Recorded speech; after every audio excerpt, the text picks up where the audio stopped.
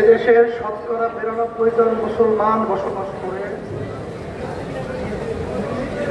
সেই মুসলমানদের মূল চেতনা, নীতি আদর্শের নাম হল ইসলাম। যে ফ্যাসিস্ট, খুনি, কুমি আমাদের দেশের টাকা বিদেশে পাচার করা নৌকা এই দিনই ভেঙেছে।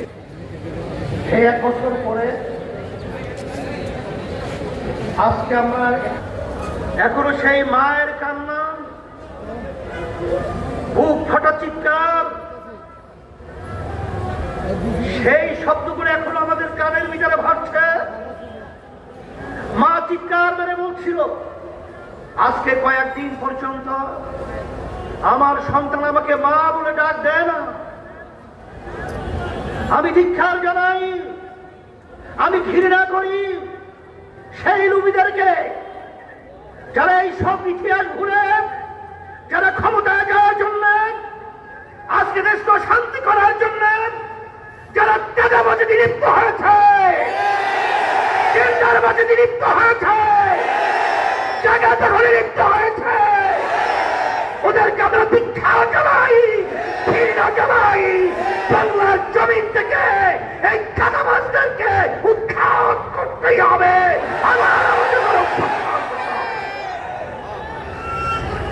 এই বাংলাদেশের মধ্যে আজকে আমাদের দুঃখ সহকারে বলতে হয়,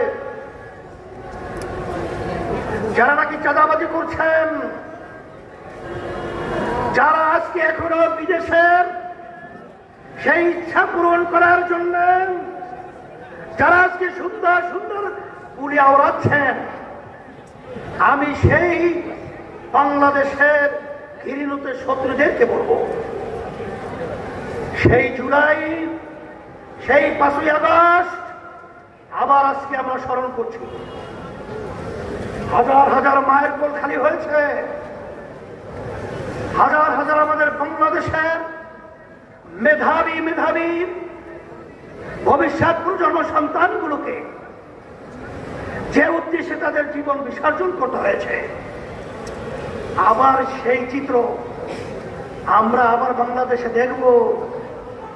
এটা কখনোই সহ্য করা যায় না, এটা কখনোই মেনে নেওয়া যায় না। আমাদের যুদ্ধ শেষ হয় নাই, আমরা এখনো রাজপথ ছাড়ি নাই। তোমরা বাংলাদেশকে মগের মূল্য পেয়েছো নাকি? না, আমরা তোমাদের কাছে দেশকে ইজারা দিয়েছি। আমি এই দেশের সন্তান, আমরা এই দেশে জন্মগ্রহণ করেছি। তারা দিন রাত্র অসহায় অবস্থায় যারা আজকে পার করছে, আমার সাংবাদিক বন্ধুদেরকে বলবো, আমার প্রশাসন ভাইদেরকে বলবো, এবং সর্বশ্রেণী সর্বপেশা আমার ভাইদেরকে বলবো, আসেন আমরা সবাই একত্রিত হই, আমরা সবাই একাকার হয়ে এই খুনিদেরকে, এই চাঁদাবাজদেরকে, এই বিদেশি দাবিদারদেরকে আমরা এই বাংলাদেশের মধ্যে চিরতরে কবর রচনা করি।